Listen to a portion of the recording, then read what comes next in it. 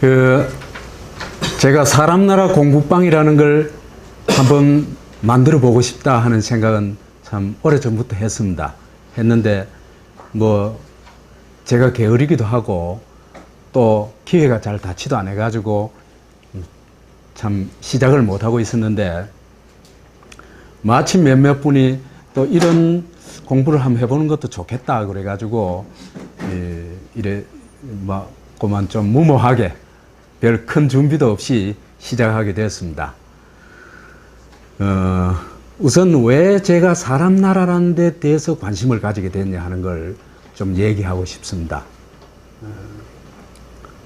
첫째로 제가 가진 가장 기본적인 의문은 이 나라가 정말 대한민국이 맞느냐 하는 것이었습니다. 제가 유신시대를 살았었거든요. 아무리 생각해도 이 나라는 대한민국이 아니었습니다.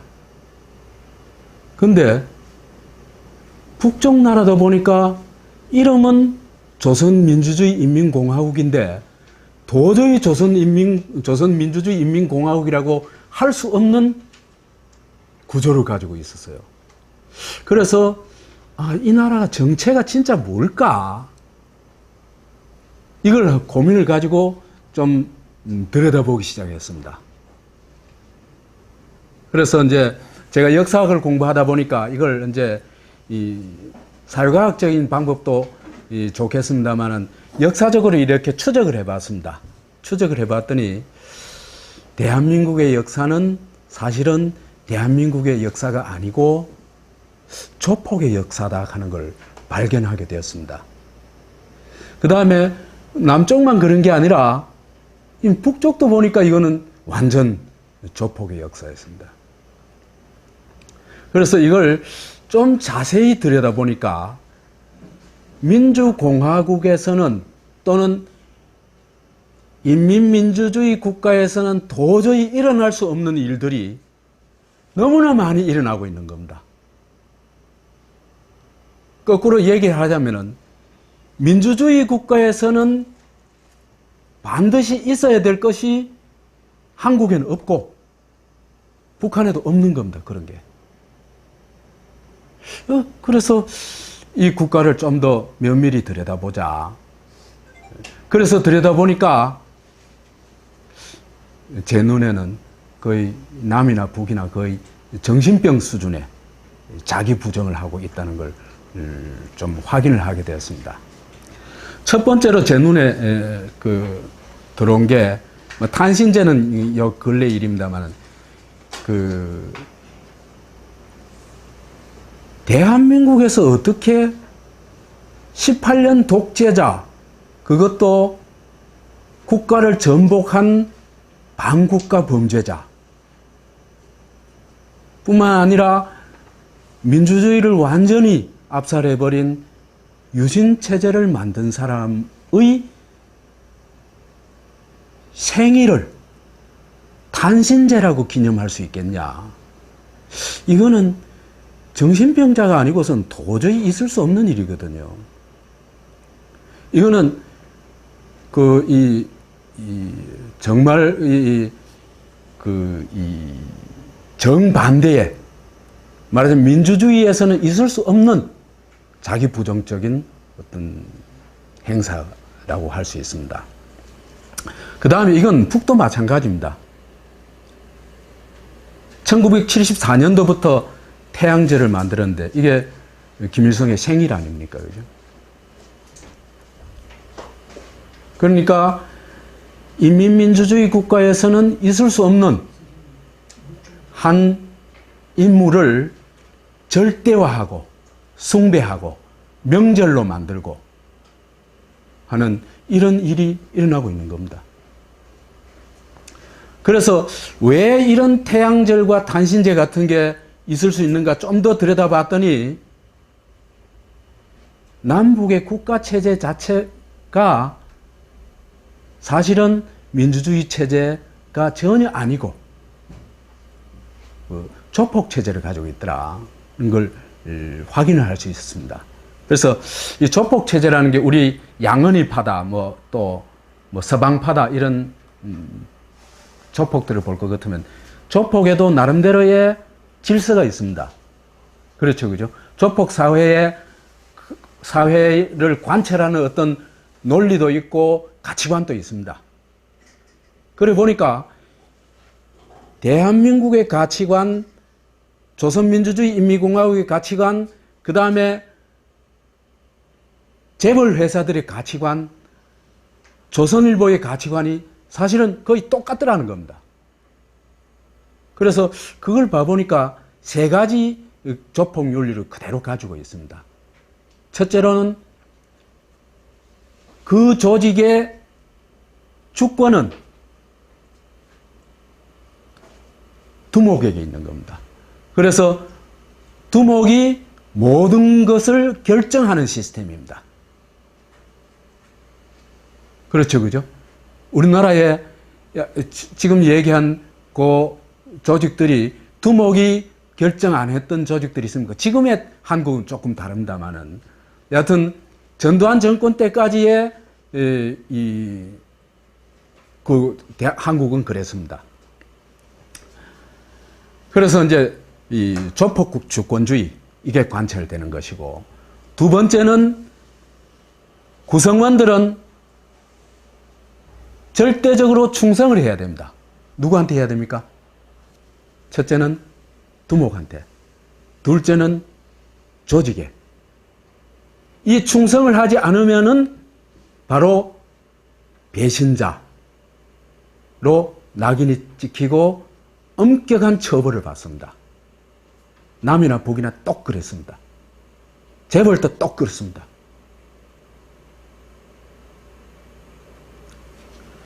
그 다음에 그 내부의 질서는 철저한 서열주의.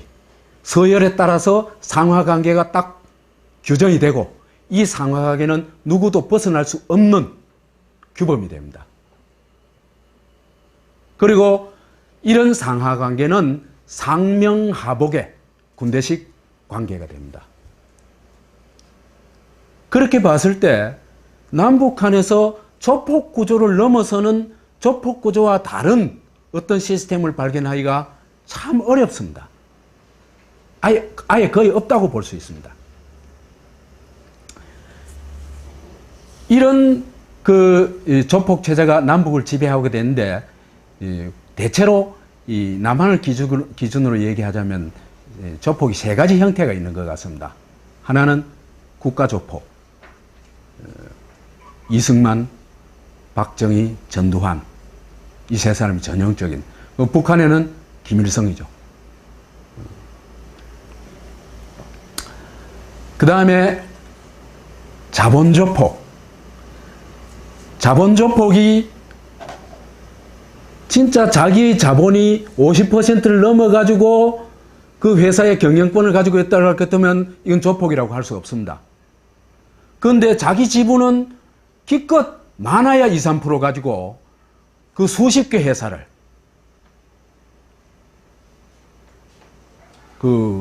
지배하는, 말하자면 전혀 자본주의적이 않은 조폭적 구조를 가지고 있는 겁니다. 그 다음에 언론조폭. 조선일보가 전형적이고, 그 다음에 중앙일보, 동아일보도 마찬가지였습니다. 그래서 조선일보가 탈세를 해가지고 조사를 하고 거기에 세금을 징수하게 되자 조선일보 기자들이 국가에 대해서 거의 데모를 하고 시위를 하는 정도입니다. 그 다음에 이 중앙일보 이 사장이 어떤 범법을 하고 붙들려 가는데 거기 나와가지고 기자들이 사장님, 회장님 힘내십시오. 이렇게 하고 있습니다. 그러니까 이게 언론이라고 얘기를 할 수가 없습니다. 그래서 이런 수령 가문이, 조폭 가문이, 조폭 두목 가문이 한국에서는 유명한 게 남북한에 5개가 있습니다. 하나는 대표적으로 뭐 아주 전형적인 건 김일성 가문, 3대 세습하죠. 그 다음에 박정희 가문, 그 다음에 이병철 가문도 3대 세습했죠. 하려고 하고 있죠. 그 다음에 정주영 가문도 이미 3대 세습이 거의 한 반 이상 진행됐죠. 그 다음에 조선일보 방응모 가문도 마찬가지입니다. 3대 세습이 다 됐습니다. 그러니까 이게 말이 국가지 수령들 또는 두목들의 사유물에 불과한 겁니다.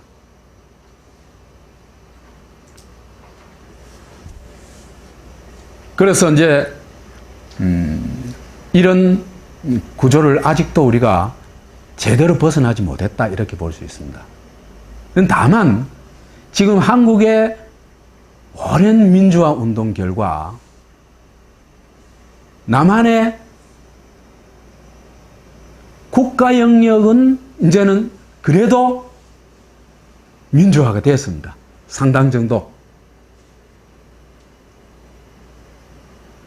그렇지만은 이 민주화가 어느 정도 됐다고 하지만은 민주주의 세력이 국가를 경영하고 있다고 보기는 어려운 점이 아주 많습니다.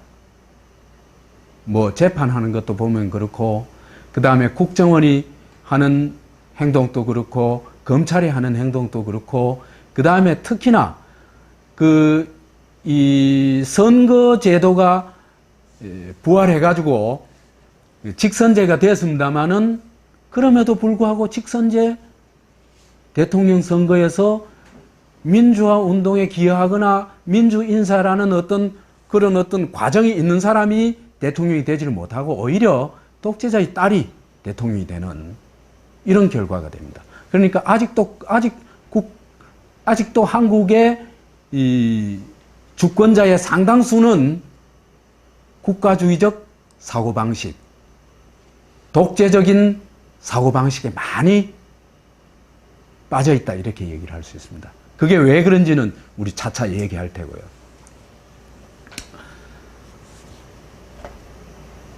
그래서 이제 남한 영역만, 국가 영역만 일정하게 얼치기 민주화, 반쯤 민주화되어 있고, 나머지 영역, 국가 영역 이외의 경제 영역, 학교 영역, 이런 영역은, 학교 중에서 특히 사립학교 영역은 여전히 조폭적 질서가 지배하고 있습니다.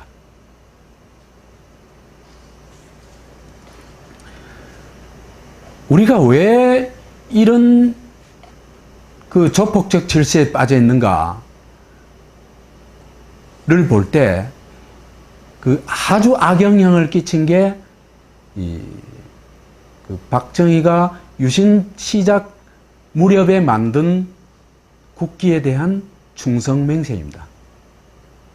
이 국기에 대한 충성맹세가요, 나중에 이제 우리 쭉 추적을 하겠습니다만은, 국기에 대한 충성맹세가 뭐하고 똑같으냐 하면은, 박정희가 만주 군관학교 갈 때 일본에 바친 충성혈서의 내용하고 거의 똑같습니다.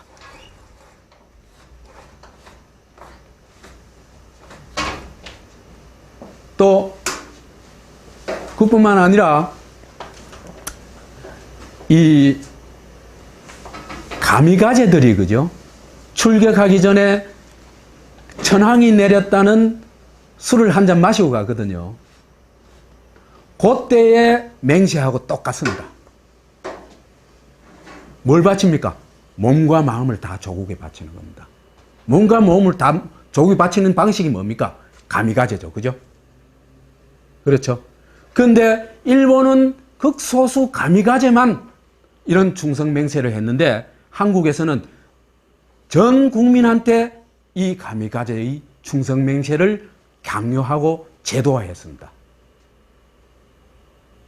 근데 이거는 워낙 신성불가침한 것이 돼버려가지고 이것에 대한 비판은 지금도 거의 아무도 할 수가 없습니다. 이것에 대해서 비판을 했던 사람이 유시민이죠. 그죠? 이게 파시즘 냄새가 난다. 그랬다가 홍이 났죠. 그러니까 우리는 아직도 파시즘적 질서에서 있잖아요. 파시즘적 사고방식, 파시즘적 의례에서 한 걸음도 못 벗어났다는 겁니다. 그래서 한국이 세계 최악의 파시즘적인 정서를, 그 사고방식을 가지고 있는 나라라는 걸 딱 보여주는 것, 그것이 이 바로 태극기 앞에 드리는 충성맹세입니다. 이런 나라다 보니까 간첩을 창조하는 것 정도는 식은 죽 먹기입니다. 그래서 일단 간첩으로 하자면 어떻게 합니까? 표적을 하나 정합니다. 그죠? 표적을 정해가지고 끌고 갑니다. 조집니다. 매 앞에 장사 없습니다.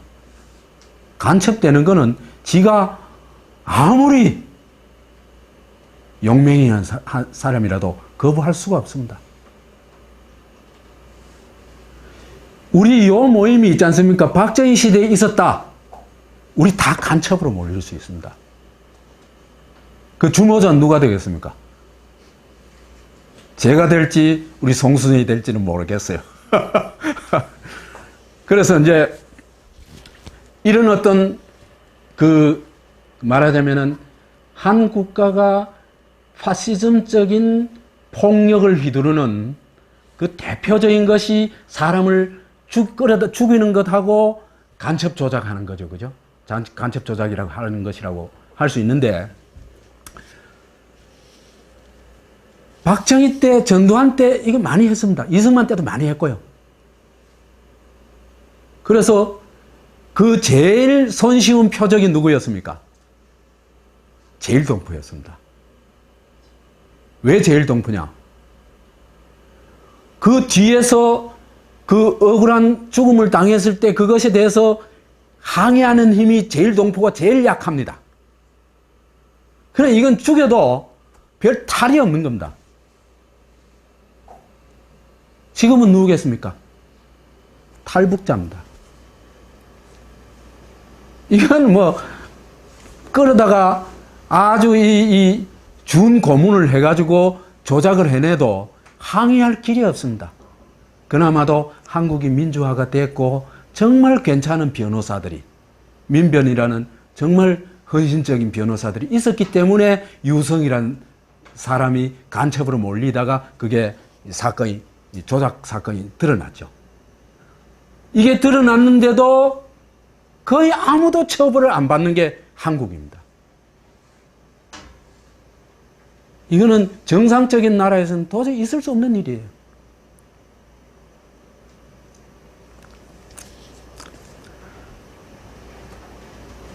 국가만 이런 게 아니고 언론도 북한 언론하고 비슷합니다. 그 중에서도 조선TV, 조선일보, 조선TV가 그야말로 조선하고 비슷합니다. 쌍둥이 조선이라고 할 수 있습니다. 북조선하고 남조선하고 다만 이 둘 다 정말 지독한 이데올로기적인 편파 방송이죠. 그런데 이 두 방송 다 특징이 있습니다. 최고의 존엄은 절대로 못 건드린다는 것. 방상호위는 절대로 못 건드립니다. 김정은이도 절대로 못 건드리고. 그 다음에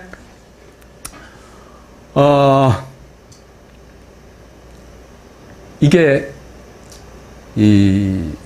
참 슬픈 일인데, 남이나 북이나 자기의 이런 이 조폭 정권, 조폭 언론이 자기의 정당성을 가지는 근거가 뭐냐 하면은 사탄을 만들어내는 겁니다.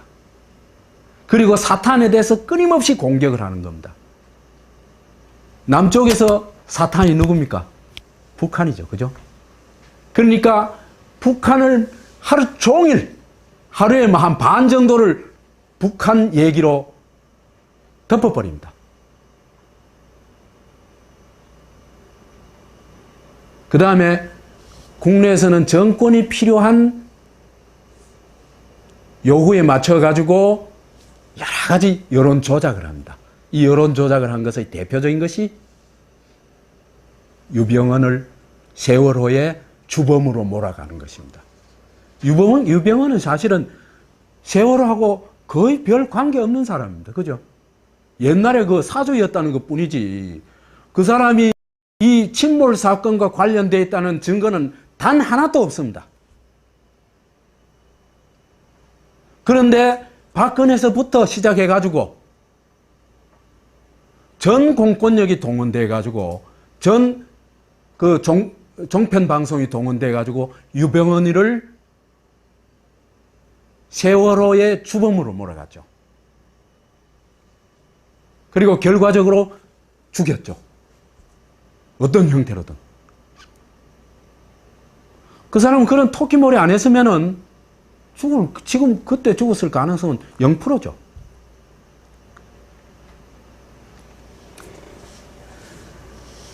그 다음에 이제 이런 나라다 보니까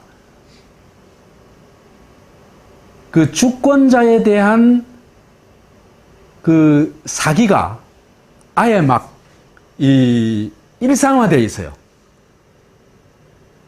그 중에서도 최근에 일러서 정말 이 귀신도 놀랄 만한 사기극이 천안함 사기극이라고 볼 수 있습니다. 제가요, 천안함고 일어났을 때부터 그 소위 1번 의뢰 그 파편, 그죠? 1번 의뢰 파편을 찾을 때까지 굉장히 면밀하게 추적했습니다. 사건이 일어날 때부터. 요거 뭐 어떻게 사기를 치는지 보자. 그러면서 제가 쭉 추적을 해갔거든요. 그러니까 이게 미국하고 합동으로 이제 사기를 치는데요.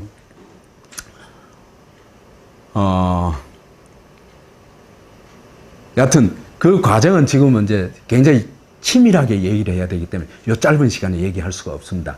다만 한 가지만 이제 얘기할 수 있는데, 그때 당시에 이제 이 소위 서해 독수리 작전이 일어나고 있었죠. 그죠? 그러니까 거기에 그 이지스함이 3대가 출동하고 있었습니다. 그러면은 거기를 뚫고 북에 잠수함이 들어와 가지고 어뢰 공격을 해 가지고 수중 폭발을 했다고 할 것 같으면은 그 기술은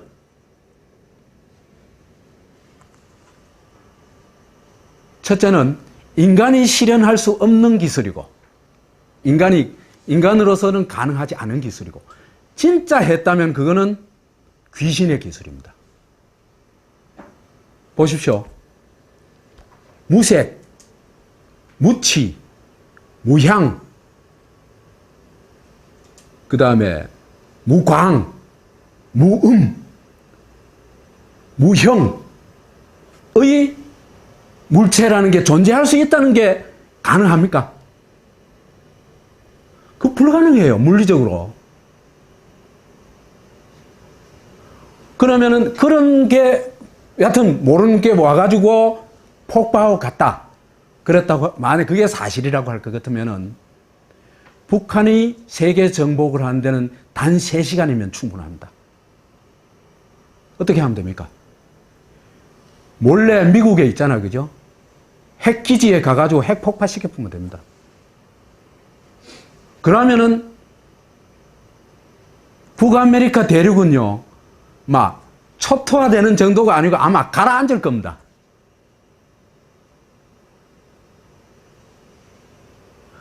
그런 걸 우리 한국인들한테 믿으라고 강요하고 유승민이는 그걸 교과서에 실어야 된다고 얘기를 해요. 모든 교과서에 실어야 된다고 얘기를 해요. 이거는 유승민은요, 이승만보다 더한 사람이에요. 그런 사기를 교과서에 있잖아요. 그죠?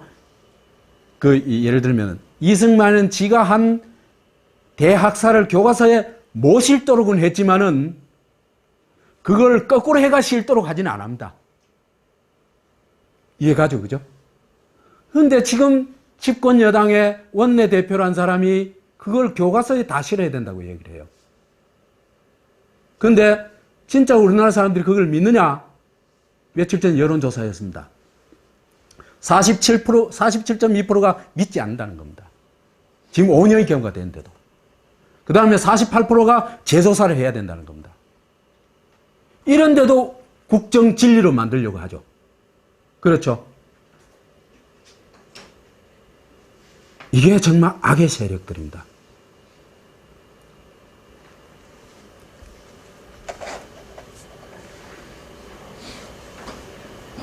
그 다음에 세월호 또 완전히 뒤집기를 합니다. 아까 이제 뒤집기의 핵심이 뭡니까? 이 세월호가 왜 국정원에다가 보고를 하는 그 배냐? 유일한. 국정원에 무슨 일이 있을 때 우선적으로 보고하는 배냐? 이게 지금 핵심 문제입니다. 그 다음에 몇 가지 이제 더 조사해야 될 게 뭐냐 하면은 왜 해경이 그 구조에 그렇게 구조를 안 했느냐, 거의. 그 다음에 두 번째 조사해야 될 게 구조를 하려면은 배 뒤쪽으로 가야 된대요. 근데 앞으로 가가지고 누구만 구했습니까? 선원들만 구했거든요. 왜 그랬냐? 선장하고 그 사람들만 구했고. 그 다음에 선장을 해경이 데려가가지고 저그 집에 재웠거든요. 왜 그랬냐? 그 다음에 이 일정 시간대에 CCTV를 일시에 꺼버렸거든요. 내부 촬영을 못하게. 왜 그랬냐? 누가 그랬냐? 이런 걸 조사해야 됩니다. 이런 걸 조사해야 되는데 언론 플레이를 통해 가지고 죄를 누구한테 다 뒤집어 씌웠습니까? 유병헌이한테 다 뒤집어 씌우고 지금은 이제 후속 처리하고 있는 겁니다. 집권 세력은 사악하고요. 야당은 너무 무능합니다. 이래 가지고는요. 한국인이 안전하게 살 수가 없습니다. 절대로요.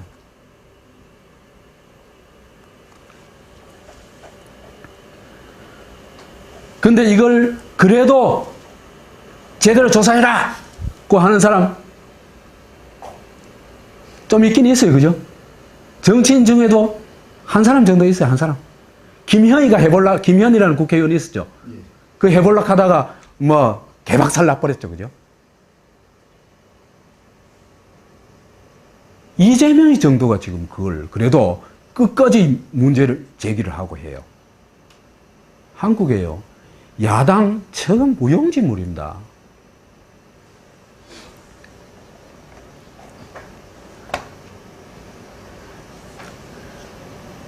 이러다 보니까 한국 사회가 이렇게 엉망진창이다 보니까 이 목사들도 그죠? 정말 가관입니다. 가관인데 그 중에 이제 대표적인 가관 한 사람이 이제 정광훈이라는 이 빤스 목사라는 분인데 그 양반이 뭐라 그랬습니까? 빤스 벗으란데 벗으면 내 신도요. 안 벗으면 성도가 아니다. 집문서 가져오라는데 가져오면 내 신도요. 안 가져오면 내 신도가 아니다. 이건 완전히 양아치 갈치범이에요. 이런 유의 대형 교회 목사들이 막 부지기수입니다. 이런 사람들이 옛날에 뭐 했습니까? 독재 정권을 위해서 조찬 기도해야 하고 했죠. 그죠? 이거 한 패거리 드립니다.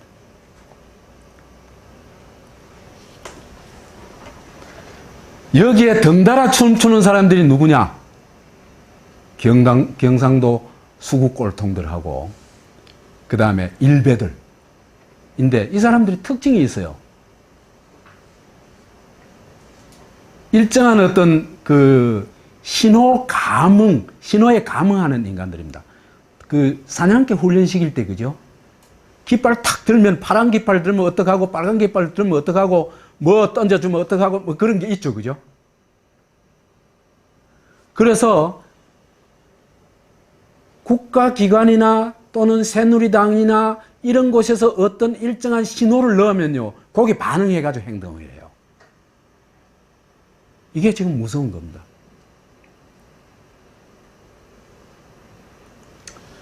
그래서 이제 대체로 이제 어떤 말이 이제 딱 반응을 일으키는 말이냐, 대표적인 만 좀 꼽을 거예요. 북한 또주 북괴, 그죠? 빨갱이, 김대중, 전라도, 노무현, 종북 이런 말들입니다. 이런 말 하면은 벌떼같이 거기에 와 일어나요. 이게 이제 우리 사실은 그죠? 이 사람들도 인간이 참 엄청 망가진 거 아닙니까? 그죠? 이렇게 망가지기가 어렵거든요. 왜 그러냐면, 그죠? 나치 체제에도 이렇게 인간이 안 망가집니다. 한국은 너무나 사람을 망가뜨려 놔버렸습니다. 그러다 보니까 한국의 남자들, 뭐, 한 70% 이상은 정말 골 때립니다. 그 골 때리는 걸 세계적으로 증명하고 있어요. 1960년대는 어디 가서 새끼를 까댔냐? 남미에 가서 새끼를 까댔습니다. 아무 책임도 안 지고. 60년대 후반부터는 어디 가서 새끼 까댔습니까? 월남 가서 새끼 까댔습니다. 책임진 사람 한 사람도 없습니다. 자기 자식에 대해서 책임진 사람 한 사람도 없습니다. 지금 어디 가서 갑니까? 동남아, 특히 필리핀 가서 그거 가죠. 그래, 코피노 10,000명이나 만들어 놨죠. 책임진 사람 없어요. 그러고 편지도 안 쓰고 도망쳐버려요. 한국인요, 인간이 망가져, 너무 많이 망가졌다는 걸 아는 게 중요합니다. 우리가 참 많이 망가졌다는 걸 아는 것. 그 다음에, 한국의 성매매가 일본과 미국을 평정했죠. 사실입니다. 연예인이 되는 코스, 이건 얘기 안 할게요. 너무 슬퍼지니까. 여하튼, 한국인들이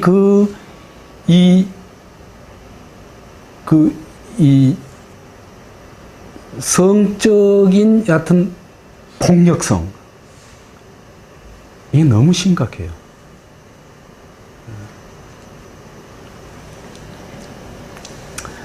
그뿐만 아니라, 이제, 이래 보니까, 이런 나라가 정상인 나라라고 얘기할 수 있을까요? 내 생각에는, 지금 그죠? 한국의 병원이 앞으로, 반 이상이 정신병원이 돼야 된다고 생각을 합니다. 병원 중에 반 이상이 정신병원으로 바꿔야 된다고 생각을 합니다. 굉장히 심각합니다. 이런 나라다 보니까 사람의 삶은 어떻겠어요? 그것도 좀 처절하겠죠, 그죠? 그래서 이제 이 사람의 삶의 과정을 쭉 보면 어린 시절에 정말 한국의 민주적인 사람이 몇 프로쯤 될 것 같습니까? 정말 민주주의를 몸에 익히고 있는 사람, 남을 존중할 줄 알고 남과 대화할 줄 알고 이런 사람이 얼마나 될까요? 제가 볼 때 한 15% 내지 20%로 봅니다. 왜 그래 보냐 하면요. 태극기에 대한 충성맹세 있지 않습니까? 그죠? 충성맹세. 이거에 대해서 이제 여론조사를 했거든요. 노무현 대통령 때.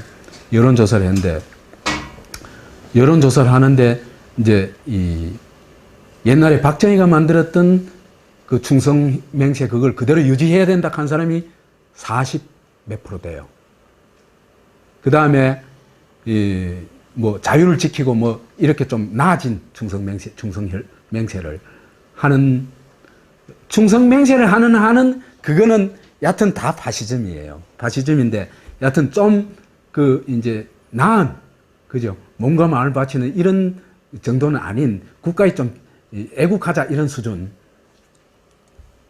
예, 이제가 한 40% 좀 넘어요, 이것도. 근데 이거는 국기에 대한 충성맹세는 이거는 말이 안 되는 얘기다. 너무 비민주적인 거다. 이거 없애야 된다. 한 사람이 12% 정도 나옵니다. 그러니까 당신 민주주의자입니까? 한 물어보면 그죠? 한국 사람 90%가 민주주의자라고 얘기하죠. 그렇죠, 그죠? 근데 이런 질문을 딱 하면요, 그 사람이 진짜 민주주의자인지 아닌지 딱 드러납니다. 그래서 지금은 이제 그 사이에 그래도 역사도 흐르고 2007년이 조사니까 조금 이제 한 7, 8년 지났으니까 제가 보기에 한 15 내지 20% 정도 된다 이렇게 보는 겁니다.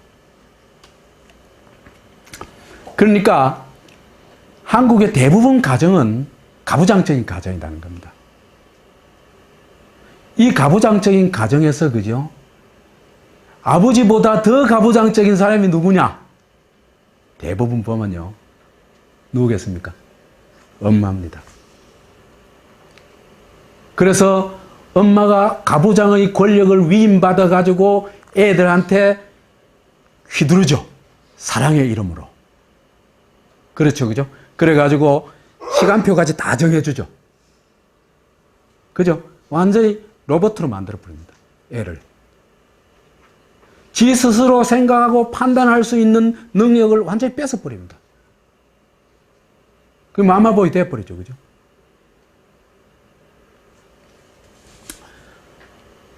이런 과정에서, 그죠?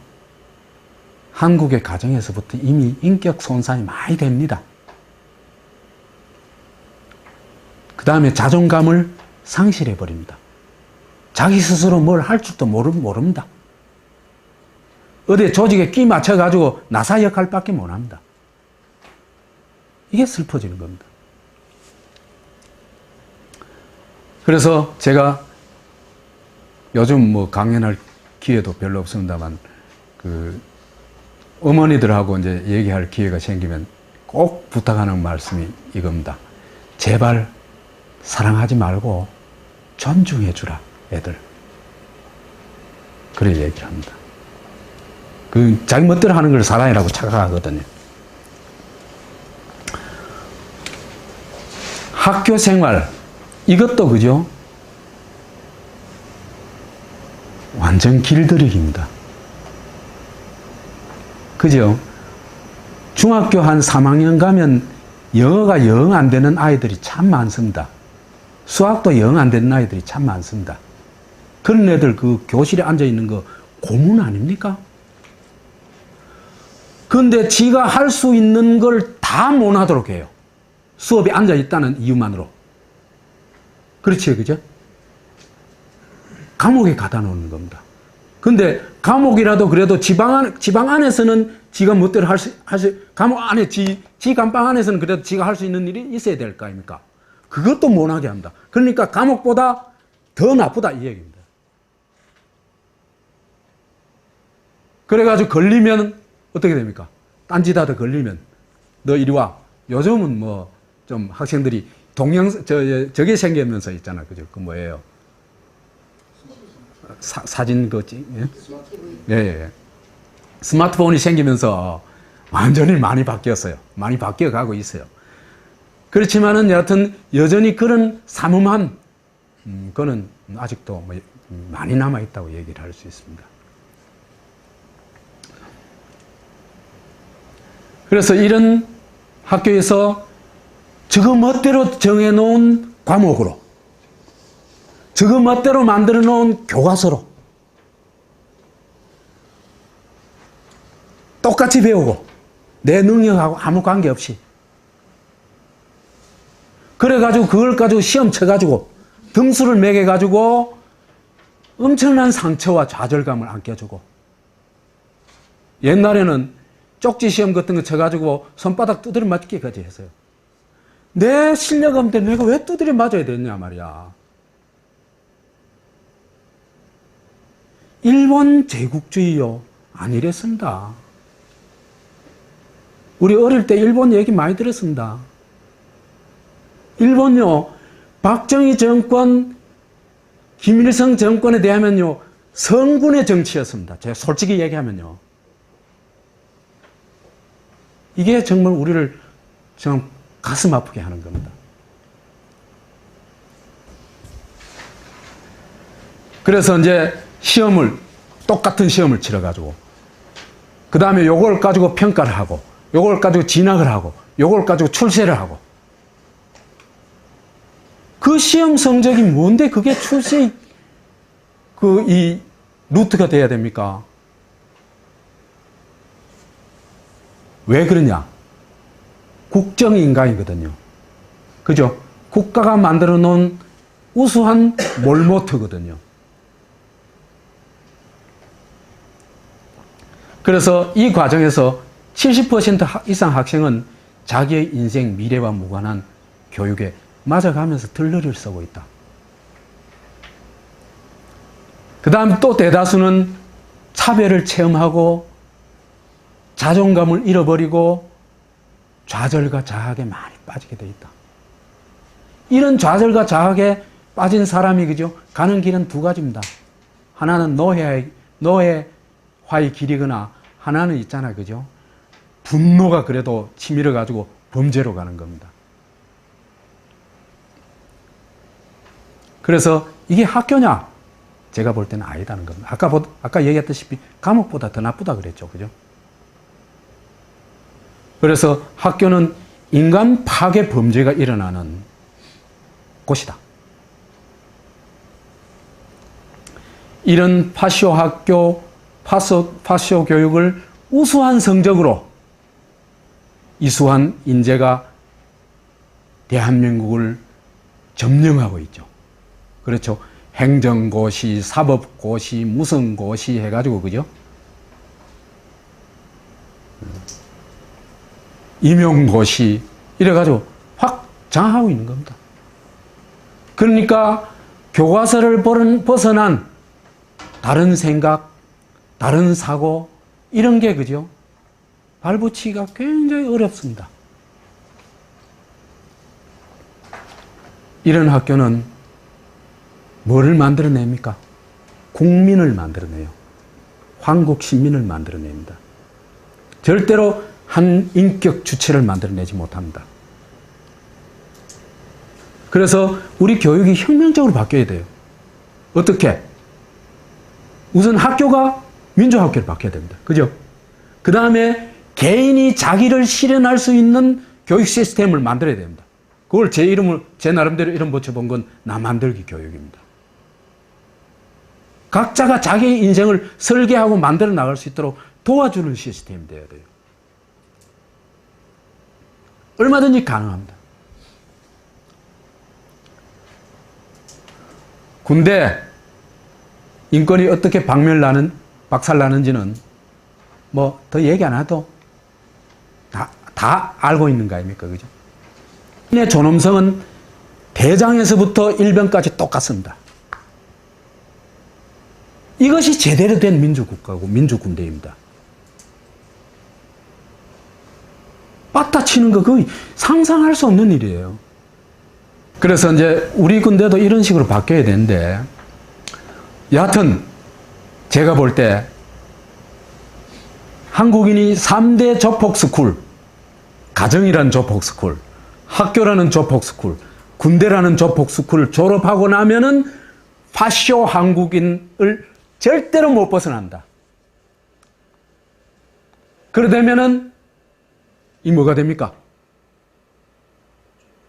상명하복적 질서를 벗어나는 사람을 눈뜨고 못 보는 그런 사람이 되어버립니다.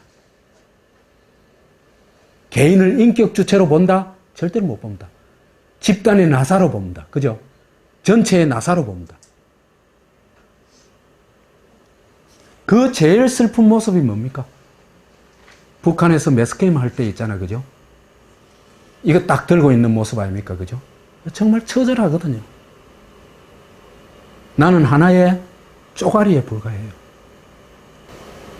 국방의 의무, 이게 국민의 짊어질 의무가 아닙니다. 이거는 국방의 의무는 나라 사람의 안전을 책임져야 되는 건 누구의 책임입니까? 국가의 책임입니다. 그죠? 그렇죠? 그렇다면은 국방의 의무는 당연히 국가가 지는 것이다. 이거 우리가 지금까지 속아왔는 겁니다.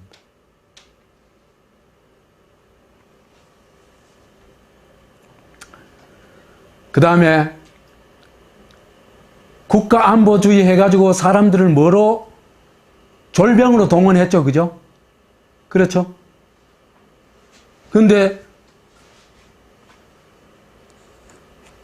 진짜 해야 될 거는 사람 안보주의로 이제는 바뀌어야 된다. 국가가 사람의 안전을 책임지는 게 국가의 책임이다.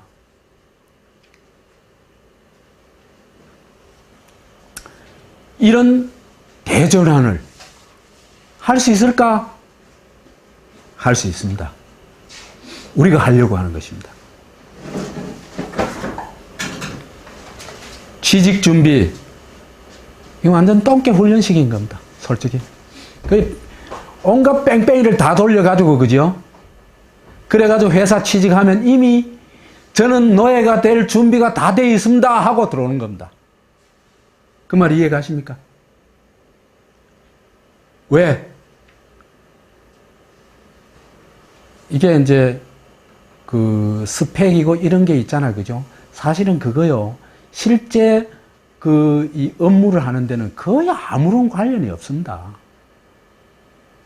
그런데 왜 스펙을 그렇게 사토록 만들어 가느냐? 그게 뺑뺑이 돌리는 겁니다. 그 개고생을 해야 직장이 얼마나 소중한지 알고 거기에 자진해서 복종합니다.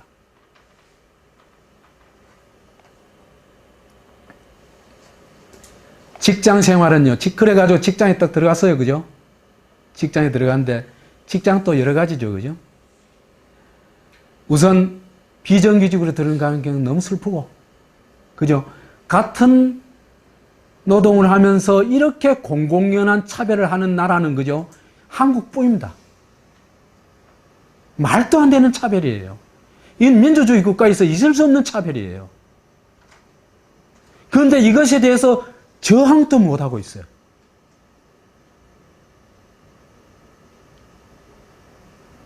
왜?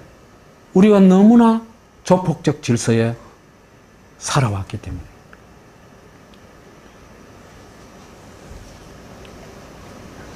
그래서 일단 입사를 하면요, 대부분 기업에서는 사원은요,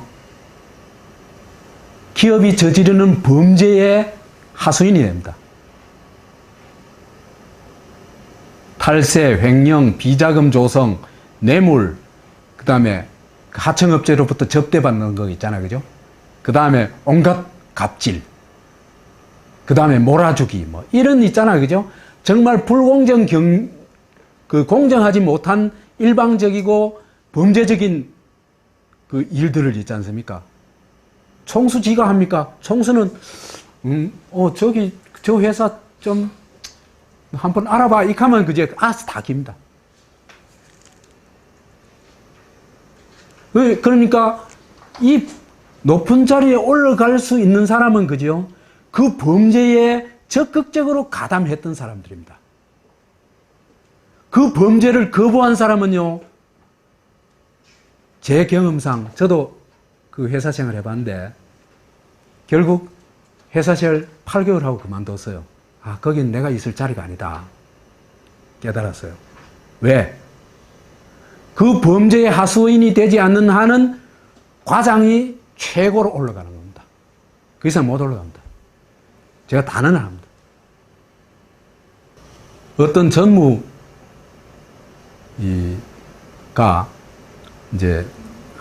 상무가 미국인 전무실에 놀러를 가가지고 거기에 이제 비서한테 차 한 잔 타달라 그랬대요. 그 전무가 이 비서는 내 비서지 당신 비서 아니다 그러더래요. 이 비서는 비서 일을 하러 온 거지 커피 타러 온 거 아니다 말이야. 단호하게 딱 거절해버렸어요. 얘기하는 김에 하나 더 할게요. 회사 이제 이 어떤 부서 사람들이 저거 회사, 하청 회사한테 선물을 받고 또 저걸 했어요. 접대를 받았어요. 그게 발각이 되자 5명 다 바로 해고입니다. 부패 절대로 용납 안 합니다.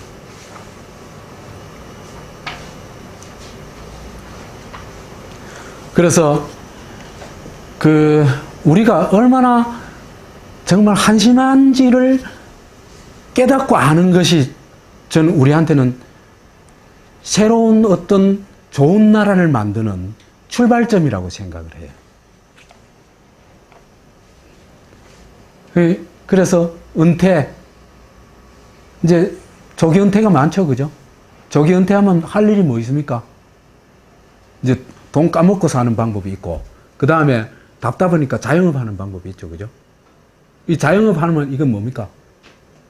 이거는 망하는 코스입니다. 자영업 하면 한 70% 정도는 털어먹고 마는 것 같아요. 왜 그러냐면, 요즘은 좀 줄었다 급디다만 30%좀 됐거든요. 자영업자가. 경제활동 인구의 30% 정도가 되는데, 그러면은 이게 과잉 경쟁이라 가지고 못 견딥니다. 반드시 망하게 돼 있어요. 왜 그러냐면 많아야 한 15% 됩니다. 딴 나라들. 그러니까 반은 반드시 망하게 돼 있는 거예요. 왜 이렇게 됐는가? 참 이게 우리 역사를 돌아봐야 되는데, 우선 남북의 분단 조폭 국가가 너무나 많이 망쳐놔 버렸습니다. 나라를. 북쪽의 얘기는 뭐 나중에 우리 또 하고, 우선 우리가 사는 데니까 남쪽 얘기를 하자면은 정말 있어서는 안 되는 범죄를 저질렀는데 그 3가지 국가가 저지른 범죄입니다. 하나는 한국 전쟁을 전후한 시기에 민간인 학살입니다. 아무 재판 결과도, 재판 과정도 없이 그냥 북한과 내통할 수 있다는 아무 근거도 없는 걸 이유로 들어가지고 그냥 집단 학살해버리는 겁니다. 그 학살 방법도요, 너무나 잔인해요. 사람을 죽이는 것도 난 예의가 있다고 생각해요. 그 다음에 고문과 간첩 조작. 쭉 한번 보십시오. 조봉암, 조용수, 동백림 사건, 민청학년, 인혁당, 울릉도 간첩단 사건, 제일교포 간첩단 사건, 막 수도 없이 많습니다. 그 다음에 이거 못지않게 어떤 면에서 이거보다 더 심대한 타격을 준 거는 남이나 북이나 세뇌 작업을 한 겁니다. 남에서는 뭘 세뇌했습니까? 반공주의 세뇌를 했죠. 북에서는 뭘 세뇌했습니까? 공산주의도 아닙니다. 김일성 사상, 소위 김일성주의를 세뇌한 겁니다. 어느 정도까지 세뇌를 했냐? 남한은 거기까지는 못 갔는데, 남한은 거의 딴 생각을 못 할 정도로 이제 세뇌를 했어요. 여튼 포스타, 방공 걸기대, 방공 웅변대, 온갖 걸 다 해가지고, 그죠? 방공 알면 딴 걸 도저히 생각할 수 없는 인간을 만들어 놨어요. 근데 북한에는 이보다 더 심합니다. 소위 수령 로봇으로 만들어 놔버렸습니다. 북한 사람들 보세요. 그 로봇 아니에요. 그게 난 동포로서가 아니라 인간으로서 참 그래요. 마음이 아파요.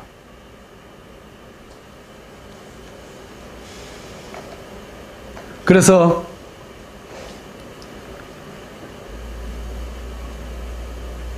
그 말하자면 인간 본질, 인간이 인간다운 본질은 뭡니까? 생각할 줄 아는 것하고 자기의 일을 자기가 결정할 수 있는 이런 주체성 아니겠습니까? 그죠? 그 주체성을 완전히 박살을 내놓은 겁니다. 왜? 그래야 마음대로 부려먹을 수 있으니까. 사냥개 그 부리듯 할 수 있으니까.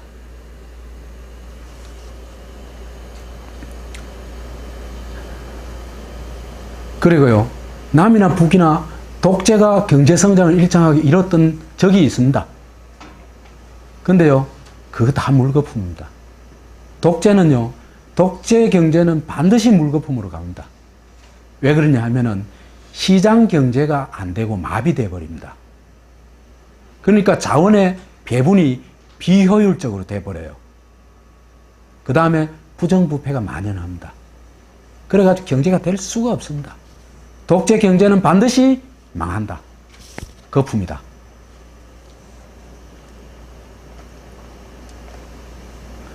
그런 가운데서도 한국이 이 정도로 민주화를 이룬 것도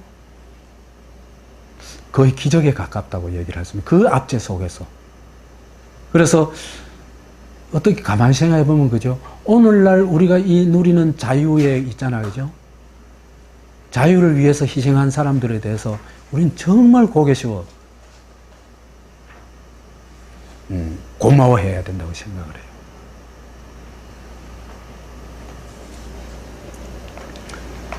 그 다음에 민주화가 되고 나서 이 민주화가 제대로 안 돼버린 겁니다. 말하자면 민주화는 크게 보면 세 가지 이 영역이 있습니다. 자유화. 그 다음 자유화만 되면 어떻게 됩니까? 강자는 엄청 강해지고 약자는 엄청 약해지겠죠. 그죠? 그렇죠? 그러면 이건 또 평등화가 필요합니다. 그럼 평등화라 하더라도 이 평등화가 서로 인정하고 존중하는 평등화라 해야 되지 서로 적이 되면 안 되겠죠. 그죠? 연대화가 필요합니다. 그러니까 민주주의가 제대로 실현되는 데는 자유화, 평등화, 연대화 이 세 가지 과정이 다 제대로 돼야 된다. 이렇게 얘기를 할 수 있습니다. 그런데 한국의 이 민주화가 그죠? 자유화에 머물러 버린 겁니다. 머물러 버린 참 어쩔 수 없었다고도 얘기할 수가 있겠는데 변명을 할 수도 있겠는데 IMF 위기가 닥쳐버린 거죠. 그렇죠. 그죠? 그러니까 우리가 선택할 수 있는 여지가 굉장히 적은 겁니다. 그래서 재벌 개혁을 못했어요. 우리가 그 독점 시대를 넘어가지고 민주 시대로 가려고 할 것 같으면 경제적 독점자인 재벌을 반드시 개혁을 해야 됩니다.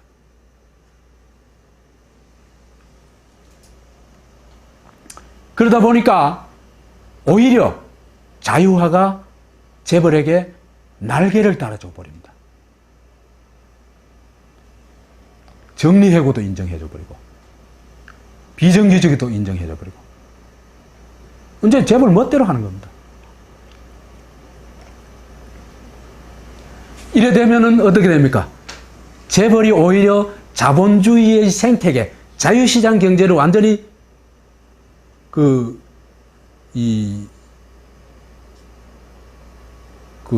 완전히 황폐화시켜 버립니다. 왜 그러냐면요. 힘이 워낙 막강하니까 모든 거래가 불공정 거래가 되겠죠. 그렇죠. 완전 갑질을 하는 겁니다.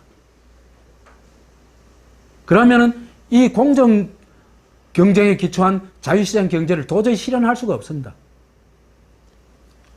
그래서 이게 일종의 우리가 자멸의 길로 갈 수 있다는 겁니다. 이게 재벌이야말로 우리가 자멸의 길로 갈 수 있는 첫 번째 이유입니다.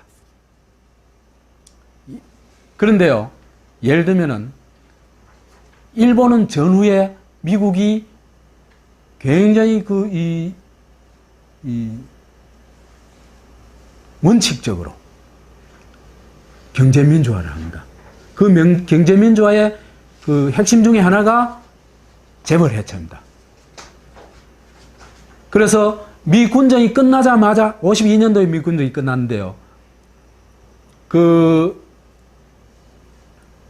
55년도부터 15년 동안요. 연평균 9.6% 경제 성장을 합니다. 소위 일본의 황금 시대입니다. 이게 왜 그게 가능했냐면은 왜 그게 가능했다? 경제 민주화를 했기 때문에 가능했는 겁니다. 그래서 이제 그러다 보니까 평등 연대 없는 자유화는 재벌한테는 좋지만은 민중에게는 시장에 빈털터리가 시장에 내동댕이 쳐진 겁니다. 그 이전엔요, 재벌이 정리해고도 못했어요. 비정규직 거의 없었어요. 그러니까 국가가 자기의 안전을 위해 가지고 재벌들이나 이런 회사를 꾹 누르고 있었다는 겁니다. 그죠? 근데 이제 재벌이 지멋대로 하게 되니까 민중은 더 고달픈 거예요. 그러니까 뭐가 일어나겠어요? 박정희 향수가 일어나는 겁니다. 이래 되면은 부익부 빈익빈, 강익강, 약익약 이래 되겠죠. 그죠? 강자는 갈수록 더 강자가 되고 약자는 갈수록 더 약자가 되고 이래 되면은 내 목줄을 누가 지게 됩니까? 옛날에는 국가가 짓죠. 박정희가 지었죠. 지금은 재벌이 지고 있습니다. 내 목줄을. 그래서 이제는 과거에는 국가의 노예였는데 이제는 재벌의 노예로 바뀌어가고 있다.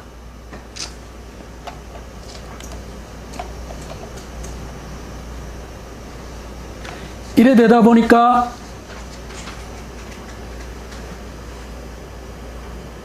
이제는 조폭 국가에서 조폭 자본주의로 바뀐 겁니다. 그렇겠죠, 그죠? 이런 사회에서는, 그죠? 사람이 사람답게 살기 위해서는 상품화되지 않아야 될 영역들이 상품화되지 않고 사람의 존엄성을 지키고 사람의 또 공공영역으로 남아야 될 것들이 많이 있습니다. 그죠? 그런데 이렇게 재벌 조폭적 자본주의로 가게 되면서 거의 모든 영역이 시장으로 휩쓸려 들어가고 상품화되게 됩니다. 그래서 그죠? 봅시다. 인공수정에서부터 그죠? 장례식장까지 태아 시절부터 무덤에 갈 때까지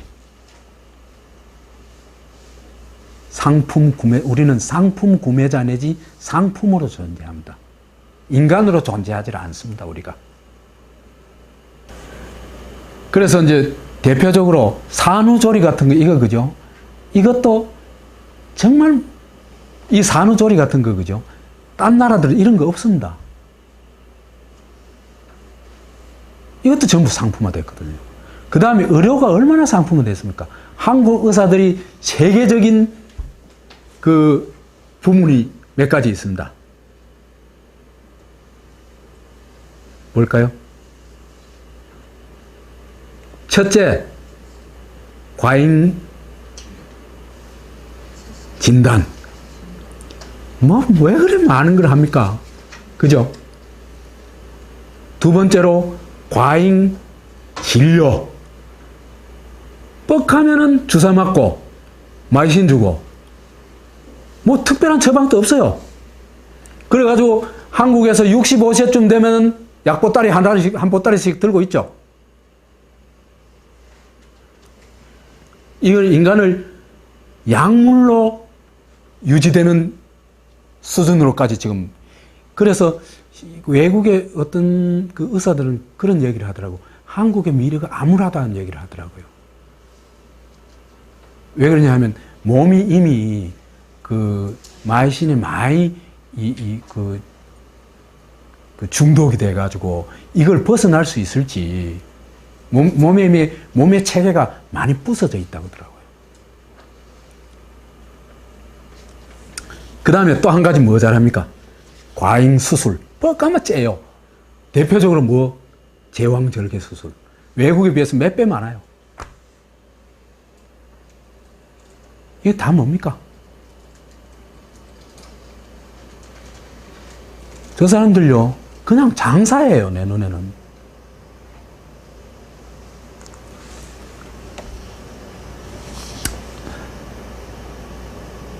이러다 보니까 1% 자본과 권력으로부터 내가 좋은 상품, 우수한 상품으로 인정받기 위해 가지고 발버둥을 치고 몸부림을 칩니다.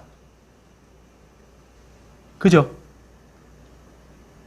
요즘 젊은 사람들 보면 우리 대학 다닐 때는요, 뭐 웬만큼 놀아도 취직은 걱정 안 했어요.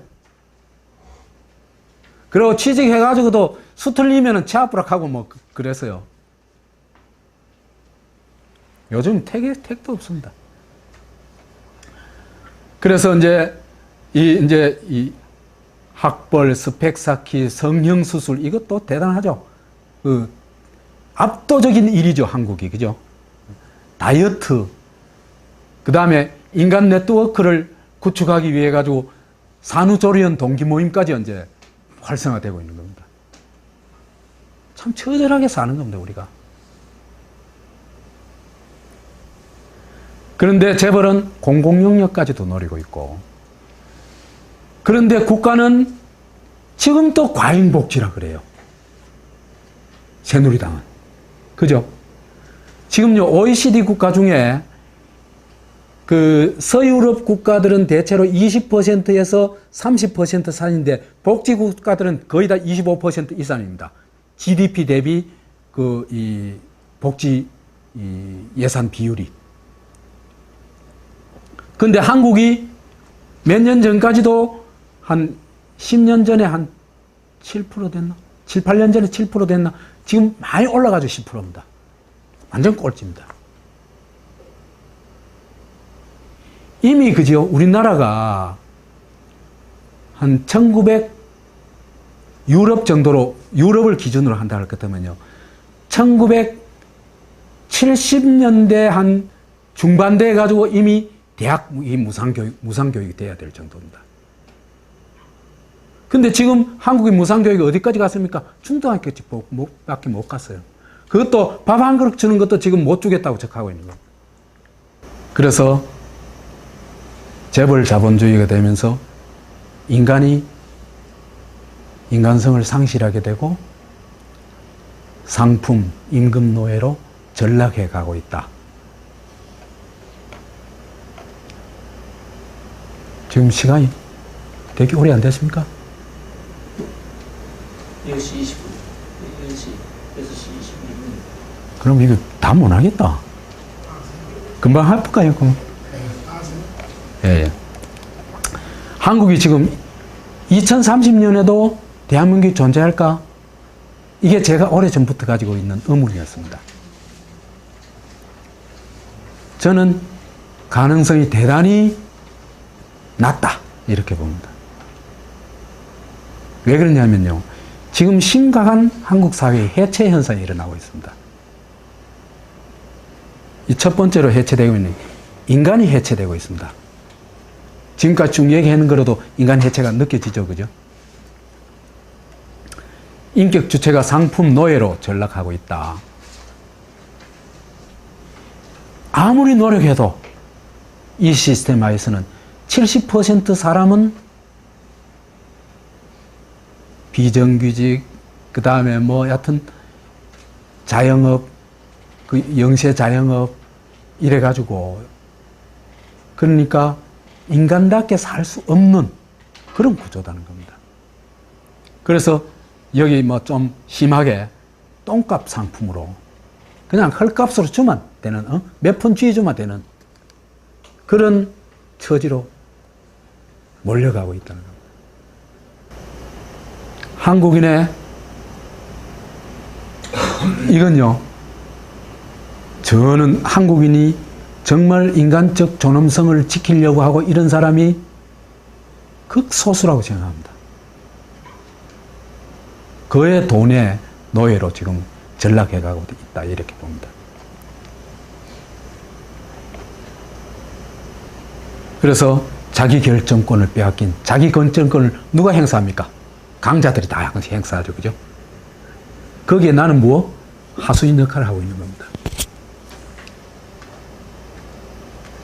그래서 이런 결과 한국인의 반 정도는요, 지금 정신질환에 조만간 반 정도는 걸릴 거고, 지금 또 주부의 3분의 1이 우울증 증상을 보인다 그래요. 그 다음에 그 서울대학교 의대에서 이 군 입대하는 아이들 신체 검사를 정신질환 검사를 했어요. 정신검사를 했어요. 반 정도가 정신질환 내지 정신질환의 약간의 증상을 보이고 있어요. 청량이 그렇다는 건 심각한 거 아닙니까?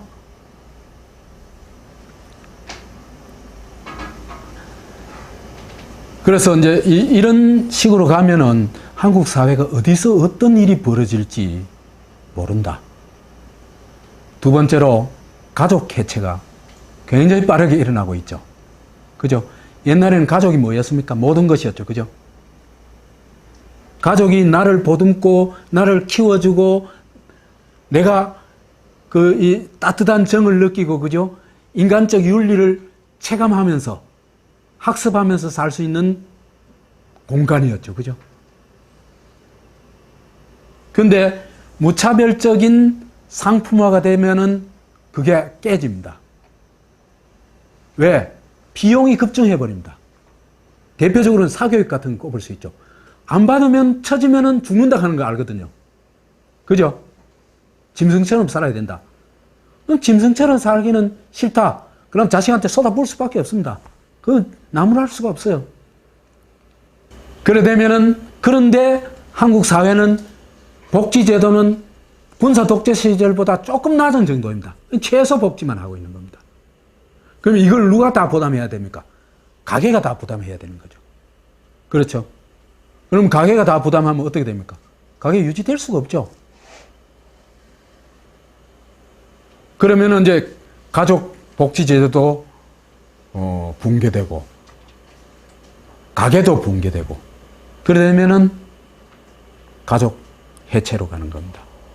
근데 역도 있는데 어떠냐면 어떤 이 영대에서 이제 이 퇴임하신 분인데 자기가 막 강의를 하면서 하소연을 하더라고요. 뭐냐면 40이 넘은 아들이 자기하고 같이 산대요. 자기가 연금이 있으니까. 그래 이제 오히려 가족 해체라기보다는 이제는 독립을 안 하는 거예요. 응? 예. 그래서 이제 이런 게 이제 지금 외톨이 가구 급증, 1인 가구 급증으로 나타나고 있죠. 한 4분의 1 정도가 외톨이 가구라고 합니다. 이래 되면은 사회도 더 이상 유지 안 됩니다. 왜 그러냐면 많은 사람이 정신질환에 걸리고 그 다음에 사람들이 이런 부도덕한 사회에서는 그죠?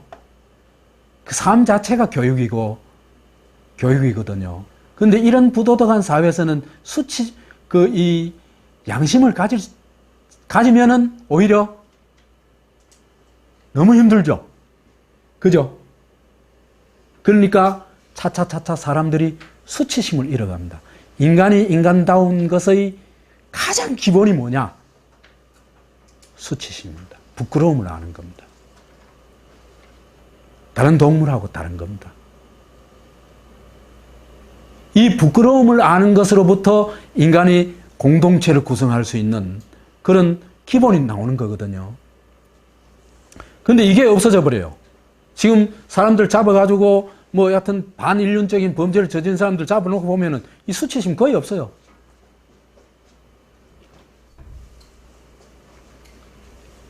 윤리의식이 마비되고 죄의식도 마비돼 버린다. 이래 되면 범죄 국가로 가게 됩니다. 이럴 경우에는 지금까지 한국을 유지해왔던 그나마 통합이 유지됐던 힘은 뭐냐 하면은 태극기 펄리는 게 뿐이에요. 대한민국하고, 그죠? 그 다음에 우리 팀 이겨락하고, 그죠? 애국주의밖에 없었습니다. 한국의 사회적 통합 기제는 애국주의밖에 없었는데 이 애국주의라는 게 그나마 먹혀들었던 이유는 뭡니까? 북한 때문에 먹혀들었습니다. 거대한 적이 저기 있다. 그러면 우리 애국하자. 이게 먹혀들었어요. 그런데 내가 죽는데 무슨 애국이야 말이야. 언제는 애국주의도 안 먹혀들어갑니다. 그런데 한국은 이미 만국 코스에 제가 보기에는 들어섰습니다. 2000년 무렵부터 제가 이거 여러 번 이런 얘기를 했어요. 뭐 강연할 때도 그랬고, 인터뷰할 때도 그랬고, 이런 얘기를 많이 했는데, 참, 제가 이 무명 인사다 보니까 좀 영향은 전혀 없습니다. 2000년부터 이미 사람들 행동 속에서 만국의 징후가 나타나고 있었습니다. 자기 사회에 애정을 안 갖는 거거든요. 만국의 징후의 핵심은.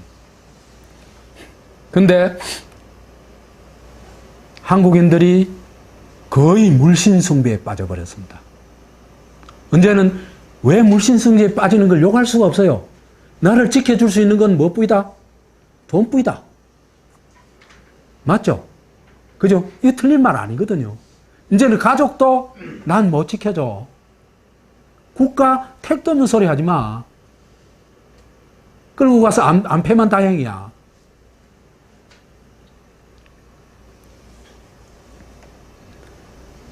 이래 되면은 양심, 도덕이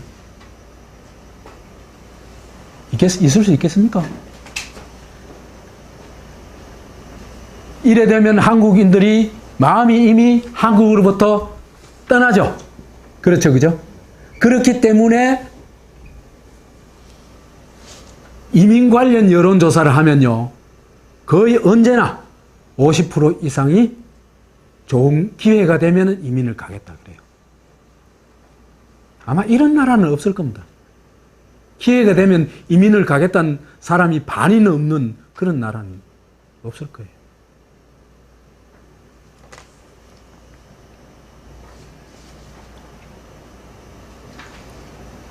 그 다음에 이민보다 더 이제 뭐랄까 할까, 얍삽하다고 할까, 이런 행동이 뭐냐면 양다리 걸치는 겁니다. 한국에서 돈 벌어가지고 미국 가서 살면서 계속해서 돈 왔다 갔다 하면서 있잖아요. 그죠? 양다리 걸치는 거. 가수나 이런 사람들 중에 많습니다. 한국 와서 한번 쇼 한번 해가지고, 그죠? 돈 싹 벌어가지고 쓰는 거는 이제 미국 가서 쓰고, 자식 어릴 때 조기 유학 보내는 것도 일종의 양다리 걸치기입니다. 원정 출산 있잖아요. 그죠? 그것도 양다리 걸치기입니다. 미국 국적 갖겠다는 거죠. 그죠? 이미 한국인이 이렇게 마음이 떠나 있다는 겁니다. 그 다음에 이제 나는 참는다 말이지. 나는 어쩔 수 없이 태어나서 이 사회에 살지만은 내 새끼만은 이런 나라 살게 하고 싶지 않아. 이게 출산 거부로 나타납니다. 이거요, 출산 거부보다 더 강력한 반체제 운동은 없습니다. 데모하고 무기 들고 나가서 설치는 것보다 더 강력한 반체제 운동입니다, 이게. 미래가 없는데. 인류가 유지됐던 거는, 그죠? 엄마 때문이었거든요. 근데 엄마가 출산을 거부하는 건, 이거는 인류 역사상 정말 처음으로 나타나는 한국 이 현상이다. 이렇게 볼 수 있습니다. 그 다음에 자식이고 뭐 하고 다 싫어. 나 여기 살기 싫어. 너무 힘들어. 자살해버리는 겁니다. 자살이 딴 나라하고는 비교도 안 될 정도로 압도적 1위를 하고 있죠.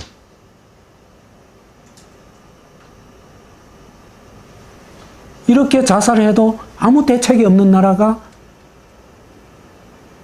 대한민국입니다.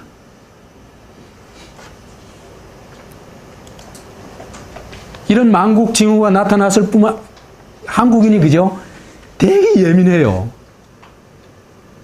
한국인의 감각이 그죠?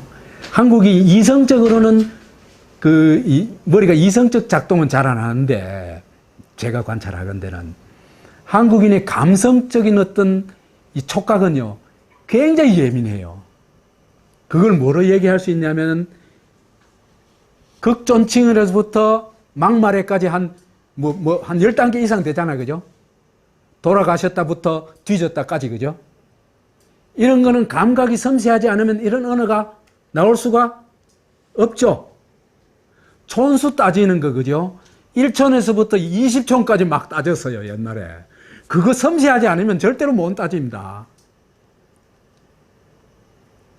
그죠? 그 한국인이 굉장히 예민한 그 어떤 촉각을 가지고 있는 감각이 아주 예민한 종족인데 그런 종족이 이런 그 징후를 보였다고 할 것 같으면 이걸 알아채고 이걸 뭔가 혁신을 하려고 해야 됩니다. 그런데 지금 이미 이 다른 재앙들이 엄청나게 다가오고 있어요. 가계부채가 지금 이제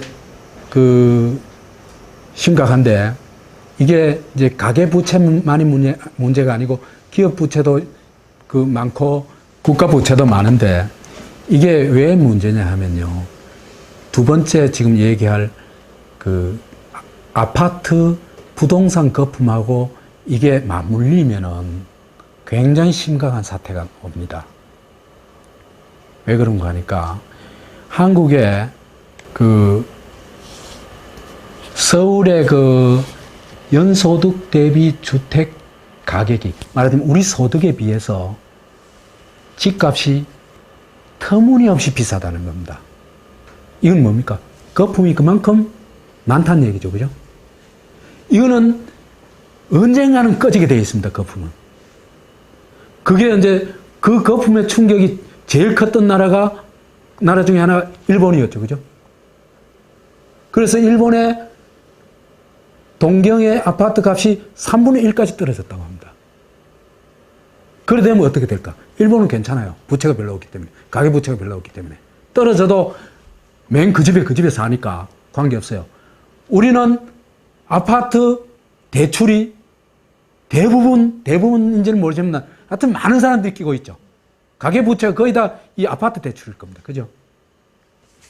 이게요. 70%, 80%까지 대출해 주는데 이게 30% 떨어져 버리면 그 집은 날아가는 겁니다. 그러면 그거는 감당할 수가 없습니다.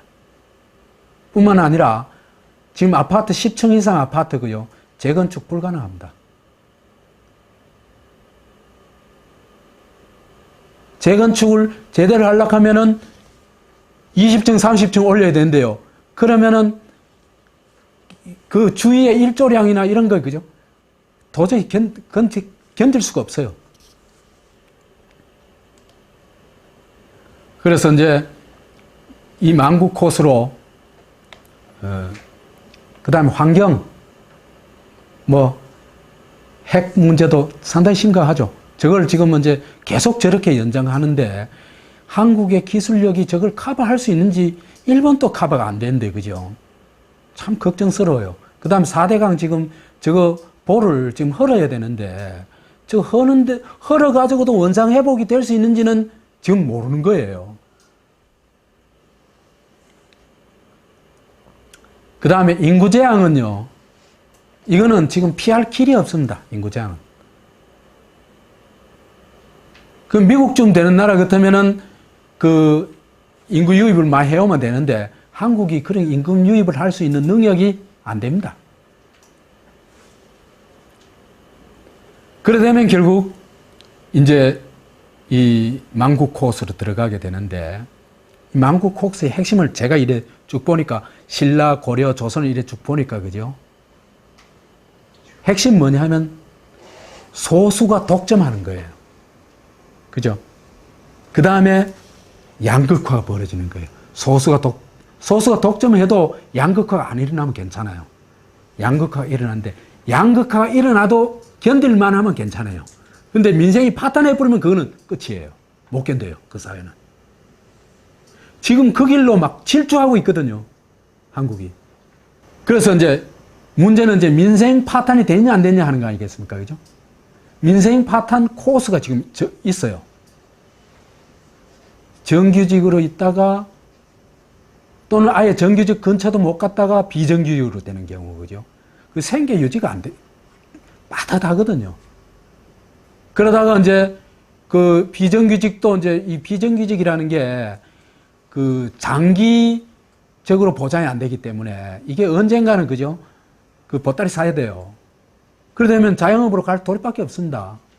있든 없든. 근데 이 자영업이라는 게 지만 망하면 괜찮은데 주변까지 끌고 가요. 그죠? 그러면은 이 자영업을 통해 가지고 뭐 반 이상이 파산하게 되면은 그게 한국 사회 전체를 이제 민생 파탄으로 몰고 가게 된다. 그래서 이대로는 안 된다. 근데 길이 안 보인다. 딱 한 가지는 우리가 발견하긴 했어요.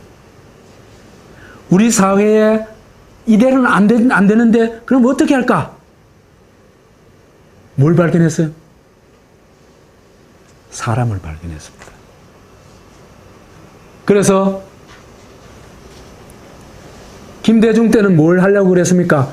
자유시장 경제 일 가지고는 안 되겠다. 그래가지고 민주적 시장 경제, 인본적 시장 경제를 한번 해보려고 그랬어요. 그 최장재비가 그 총대 메고 했어요. 근데 조선을 이루어서 막 빨개라고 뭐 막 몰아붙였죠. 생산적 복지 해보려고 그랬어요. 또 역시 마찬가지 그랬죠. 그럼 할 수가 없는 겁니다. 노무현 또 사람답게 사는 세상 얘기했죠. 그러다 노무현 왜 됐습니까? 그러니까 우리 사회가 사람이라는 키워드는 발견했어요, 지금. 근데 그걸 어떻게 만드냐? 사람이 사람답게 사는 세상을 어떻게 만드냐 하는 데 대해서는 아직 우리가 길을 발견하지 못했다. 이렇게 얘기를 할 수 있습니다. 그리고 우리가 하려고 하는 것은 그 길을 찾아보자는 겁니다. 그래서 요 중간에 요는 생략하고 제가 이제 쭉 봐보니까 핵심은 이겁니다. 핵심은 모든 것에 있어서 사람이 주체고, 그죠? 국가는 사람을 위한 수단 아닙니까? 그죠? 도구고 수단이죠. 그런데 누가 주인공이 되어버렸어요? 국가가 주인이 되어버리고 이게 그 대상이 되어버린 거죠. 통치 대상이 되고, 그죠? 이 관계를, 이게 전도된 관계죠. 그죠? 주객이 전도된 겁니다. 이 관계를 어떻게 해야 된다? 이렇게 하면 됩니다. 그죠? 그 다음에 돈과 인간의 관계도 어떻습니까? 돈은 사람이 편리하자고 만든 거죠. 그렇죠? 그런데 누가 주인이 되어버렸다? 돈이 주인이 되어버리고 사람이 그걸 위해서만 목숨을 걸어야 되는 게 되어버렸다. 이렇게 돈 내지 자본과 사람의 관계가 역으로 됐죠. 그렇죠? 자본이 주인이고 사람은 수단으로 사실은 자본은 뭡니까? 생산 수단이죠. 경제학 교과서에 다 나온 얘기죠. 이 관계를 어떻게 된다? 이렇게 뒤집으면 된다는 겁니다. 이것이 우리가 하려고 하는 것이고 우리가 공부하려고 하는 것이다. 그것의 핵심이다. 이래 얘기를 할 수 있습니다. 그래서 우리가 세 가지를 이제 앞으로 공부했으면 싶습니다. 과거를 해석하는 것. 우리가 어쩌다가 이 꼬라지가 됐는지를 또 그 암울한 속에서도 우리가 무엇을 얻고 만들어 왔는지를 좀 추적해 보자. 그래서 우리나라를 만들기 위한 우리가 어떤 노력을 해왔고 지금 현재 어떤 나라가 되어 있는지 그걸 좀 살펴보자. 그래서 우리나라 만들기 100년이라는 제목을 붙여봤습니다. 두 번째로 공부하고 싶은 거는 그러면 지금의 우리나라는 어떤 나라냐? 저는요, 한국인들이 2002년도에 대한민국을 외친 거는 대단히 중요한 의미가 있다고 생각을 합니다. 한국인이 스스로 너무나 자학적인 종족이었습니다. 스스로 조센증이라 그랬죠. 그죠? 조센증은 뭐 의의 말을 든다. 폐하 말을 든다 그랬죠. 그죠? 그 다음 엽전이라 그랬죠. 그죠? 그랬죠? 한국놈은 안 된다 그랬죠. 그죠? 박정희 같은 독재를 해야 된다 그랬죠. 그죠? 이 대한민국이라는 것은 대한민국 외친 거는 민족적으로 자학적 민족 인식으로부터 자존적 민족 인식으로 사람들의 인식 체계가 혁명적으로 바뀐 겁니다. 그래서 우리가 정말 대한민국을 정말 괜찮은 나라, 정말 품위 있는 민주공화국을 만들 수 있는 이제는 힘이 좀 생겼다. 그런 얘기입니다. 그래, 어떻게 하면 그걸 만들 수 있을까? 이걸 고민해 보자는 게 대한민국은 어디에 가는 얘기 주제입니다. 그 다음에 마지막으로는 이제는 아까 얘기했던 인본주의 혁명을 우리가 한번 진짜 만들어가지고 세계에서 처음으로